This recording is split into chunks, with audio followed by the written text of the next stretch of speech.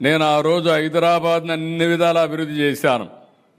నేను దృష్టిలో పెట్టుకున్నది ఓల్డ్ సిటీ పక్కన ఎయిర్పోర్ట్ కట్టాను. మీరు గుర్తుపెట్టుకోవాలి, నేను దూరదృష్టితో కట్టాను అది కూడా. అదే మరి ఒక ఔటర్ రింగ్ రోడ్ వేస్తే ఈరోజు మీరు చూస్తే హైదరాబాద్లో ఉండే ముస్లిమ్స్ అంతా బ్రహ్మాండంగా కోటీశ్వరులు లక్షాధికారులు అయ్యారంటే అది ఆ రోజు నేను చేసిన పని అని చెప్పి నేను మీకు తెలియజేస్తున్నా.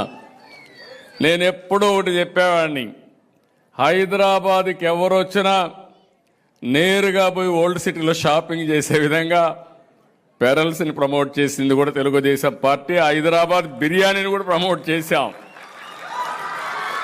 ప్రపంచం మొత్తం హైదరాబాద్ బిర్యానీ అంటే దానికి ఒక ఛామ్ క్రియేట్ చేసే పరిస్థితికి వచ్చామంటే, ఇంకొక పక్క ఆ రోజు ప్యాలెస్ ఉంటే, పలక్నమా ప్యాలెస్ ఉంటే నిజాం సంస్కృతిని కాపాడడానికి ఒక బ్రహ్మాండమైన హోటల్ పెట్టి దాన్ని కూడా పరిరక్షించామని చెప్పి కూడా నేను మీకు తెలియజేస్తాను. ఒకటి రెండు కాదు, నేను వారసత్వాన్ని కాపాడడం కోసం అన్ని విధాల ప్రయత్నం చేశాం.